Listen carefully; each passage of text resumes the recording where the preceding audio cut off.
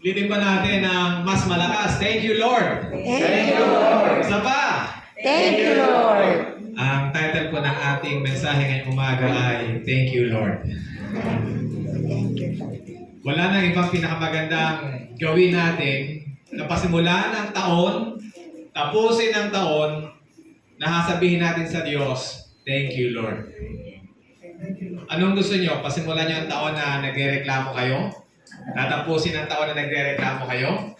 O pasimulan ng taon na meron tayong paniniwala na ang lahat ng bagay ay mula sa Diyos at ibabalik natin ang lahat ng pasalamat. Amen? Amen. Magkaroon po tayo ng ilang reflection tungkol sa thank you. Kaya na gusto ko magkomento kay Pastor. Kung anong gagawin natin doon sa mga kapitbahay natin na nagkakaroon ng issue sa parking. Nangyari sa amin yan doon sa nilipatan namin, Pastor. Kami naman ang may kasalanan. Sumobra yung uso ng aming sasakyan eh. Ayan, di ba? Lumabas. Hindi ko lang, pinagalitan yata si Nanay Aduring. Pero yung 85, pinagalitan. Di ba? Ano? So, anong gagawin natin?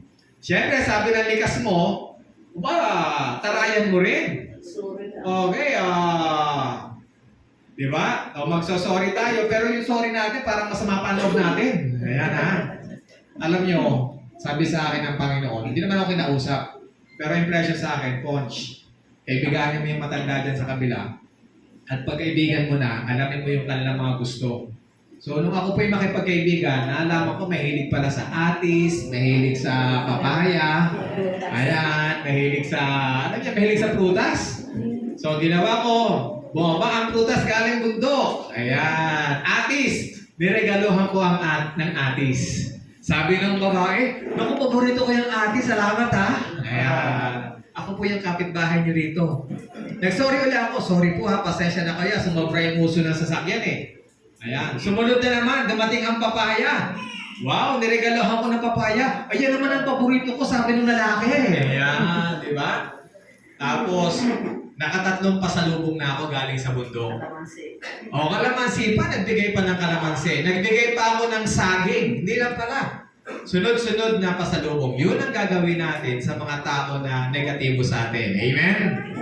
Amen. Kaya pag merong kapitbahay, kung merong driver na hindi kayo nasuklian, huwag na kayong magmamaktol o magagalit. Sasabihin sa driver, keep the change po. Ayan. Ganun lang yun eh. Kaya nga, ang hirap maging be like Jesus. At ang isa sa ugali ng Diyos na nais makita sa atin, at yan ang sinasabi ni Pablo 1 Thessalonica 5:18, na kung tatanungin natin kung ano ang kalooban ng Diyos para sa kanyang mga anak, ano sabi doon? For this is the will of God. Ano yun? Ang kalooban ng Diyos para sa kanyang bayan ay ang matuto laging magpasalamat. Everybody please say, be thankful always. Be thankful always. Pwede ba sabihan niyo ang katabi niyo, thank you nandito ka sa tabi ko. Thank you. Thank you Thank you, nandito ka sa tabi ko. Isipin nyo na lang, no? Kung wala yung katabi nyo, dyan sa tabi nyo. Diba, isipin nyo lamang. Magpasalamat kayo na katabi nyo ang kapatiran. Magpasalamat kayo katabi nyo ang anak nyo. Magpasalamat kayo na katabi nyo ang inyong asawa. At magpasalamat kayo kung sakaling hindi nyo inaasahan. Katabi nyo ang inyong ex. Yan, diba? Katabi nyo yung tao na minsan ay niloko kayo. Biro nyo, yan ay mga kapatid nyo sa pananampalataya. Kaya gusto ng Panginoon, lagi tayong magpasalamat. Bago ko sabihin sa inyo ilang reflection pa sa pasalamat, binasa kayo na ng ating pastor. Psalm 95, actually, ang napakarami pong mga pangungusap dito sa Biblia, lalo na sa aklat ng Salmo, na may kinalaman sa pasalamat. Puntahan nyo ang Psalm 95, puntahan nyo ang Psalm 105, puntahan nyo ang Psalm 106. Wow! Matutuwa kayo sapagkat lagi dito itinuturo ng Diyos sa pamagitan ng salita ni David na lagi tayong magpasalamat sa Kanya. Ang sabi nito sa 95:2, let us come before His presence with thanksgiving and make a joyful noise unto Him with psalms. Pag nagpunta kayo sa Psalm 105, maganda rin po ito. Ang sabi dito ay ganito, basahin ko sa inyo. Uno, O give thanks unto the Lord, call upon His name, make known His deeds among His people. Pag nagpunta kayo sa Psalm 106, ano sabi doon? Praise the Lord, give thanks to the Lord for He is good, His faithful love endures forever. So mapapansin nyo, nais ng Diyos na kayo at ako, na kanyang mga anak, ay laging magpasalamat.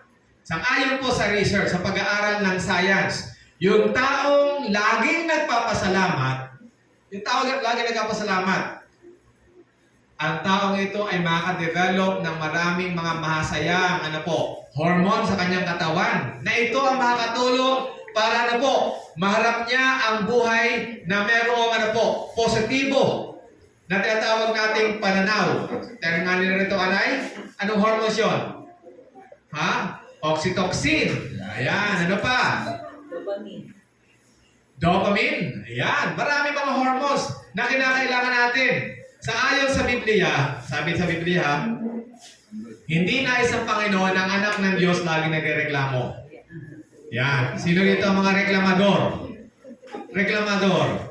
Nandun na nga sa eat all you can, nagrereklamo ba? Kasi ang hinahanap yung wala doon. Ayan ha. Magpasalamat. Pero mga sa eat all you can ka na, magrereklamo ka pa? Oo. Nandun ka na sa lugar na pinuntahan mo. Nagkaroon ka na ng pagkakataon makabiyahe sa ibang bansa. Pagdating doon, anong gagawin mo? Hahanapin mo, ay, ganito lang para rito, maganda pa sa amin sa Pilipinas. Nakapagpapasa ka na. Imbis na ikaw ay magpasalamat, nagreklamo ka pa. Tandaan nyo, ang taong reklamador, ang taong maraming murmur sa buhay, ay nagbibigay ng maraming pasakit sa kanyang sarili. Damage po yan. Negative yan eh. Negative yan. Kaya sabi ng Panginoon, ang gamot sa taong reklamador, ang gamot sa taong maraming mga hinaing sa buhay, ang tao niya kinakailangan matutong magpasalamat. Let us be thankful.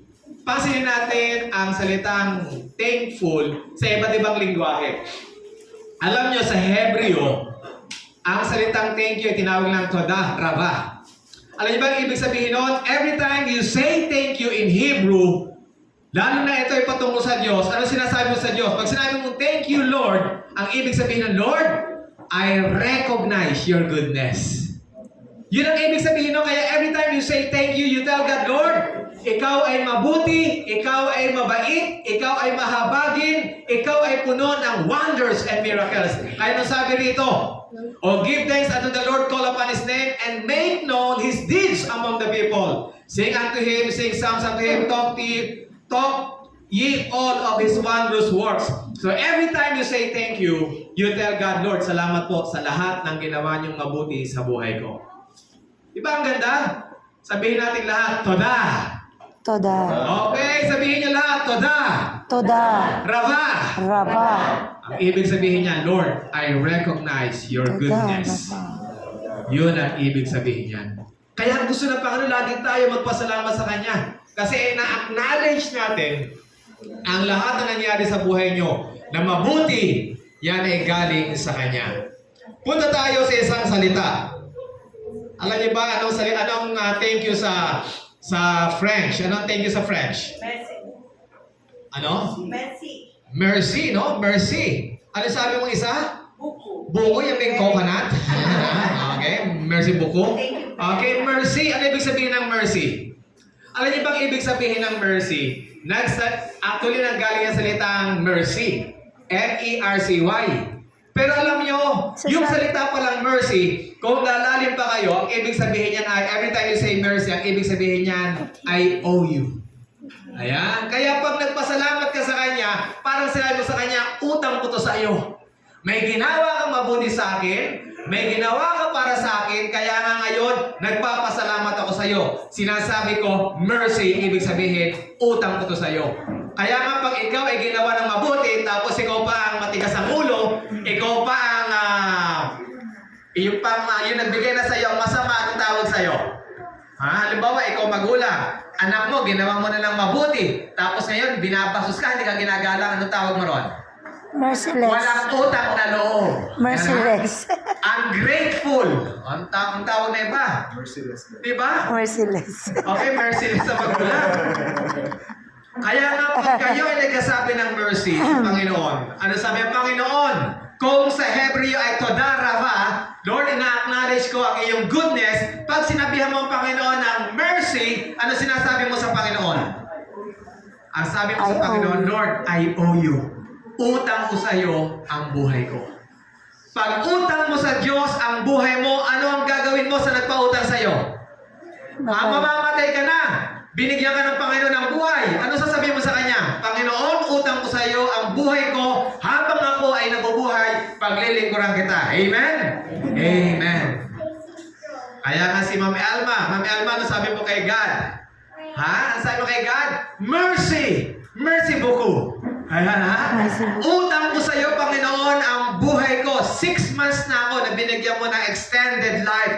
Ngayon, wala akong ibang gagawin kundi purihin ka. Kaya nga araw, hapon at gabi, walang ibang ginagawa si Mami Alma. Nag-slow down na siya. Ang ginagawa niya, nagpupuri siya sa Panginoon. Amen? Amen. Pangatlong salita. Punta tayo sa German. Anong salita ng thank you sa German? Ha? Okay. Ayun. Ano yun? Sabihin nyo. Dankan, ano po? Alam niyo ba yung salitang dankan kung ano ibig sabihin niya sa German? Ang ibig sabihin niya ay, I think of you.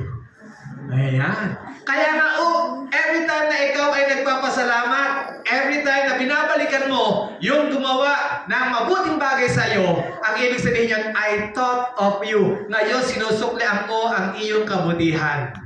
Kaya nga doon sa 10 lepros, ilan ang bumalik?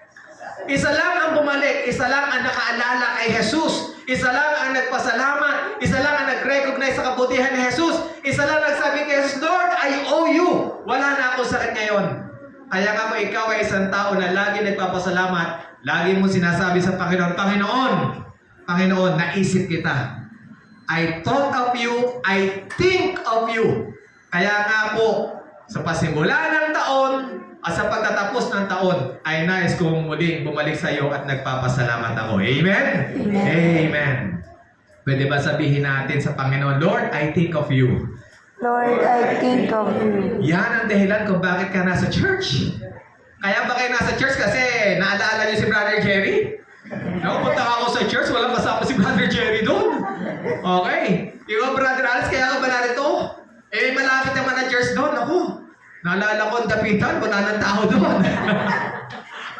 Kaya kayo narito kasi ang naalala nyo, narito sa dapitan ay kinakailangan kayo kasi nais yung maglingkod sa Panginoon. Lord, I think of you. I think you need me at Dapitan Church. Amen? Amen. Amen.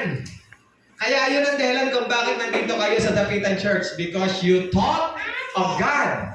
You thought na kailangan kayo ng Panginoon para maglingkod dito sa Dapitan Church. Kaya yan ang ibig sabihin ng thank you. Punta tayo sa Italian. Ano sa Italian ang thank you? Gracia o graci. Ano sa Spanish? Gracias. Marami ng kasama na po. Saan ang galing na salita to? Grace. Nanggaling yan sa grace. Every time you say graci or gracia sa Panginoon, ano ibig sabihin nun? Ang ibig sabihin nun ay, Lord, hindi ako karapat-dapat. I don't deserve to be in heaven. I don't deserve to be saved. I don't deserve that this life will be extended. I don't deserve na tanggapin ko ang bagay na to. Pero binigay mo pa rin sa akin yan. Lord, thank you so much. Muchas gracias. Ang ibig sabihin ng pasalamat sa gracias ay you receive something that you don't deserve and you want to say thank you to God. Yan ang dahilan kung bakit kayo ay naligtas. Yan ang dahilan kung bakit ako ay naligtas. Kaya nga po mga minamahal na kapatid, magpasalamat tayo sa Diyos. Walang magyayabang sa atin na kaya tayo naligtas kasi mabuti tayo. Walang magyayabang sa atin na kaya tayo naligtas kasi ito ang buhay natin. Hindi tayo kagaya ng kapitbahay natin. Wala tayong pagyayabang. Kaya tayo naligtas because it is all of God's grace. Pwede ba sabihin natin sa Panginoon, muchas gracias? Muchas gracias. Ulit-ulitin natin yung mga salitang yon. Patungkol sa Panginoon, pwede ba sabihin natin kay God, Todarava. Todarava. I recognize your goodness. I recognize your goodness. Pwede ba sabihin natin sa Panginoon, ano sunod? Mercy. Mercy. Sabihin niyo, Lord, I owe it to you. Lord, I owe it to you. Pwede ba sabihin natin sa Panginoon ang salita? Dangkan. Dangkan. Ang ibig sabihin, Lord, I thought of you. Lord, I thought of you. Pwede ba sabihin sa Panginoon, muchas gracias. Muchas gracias. Lord is all by your grace.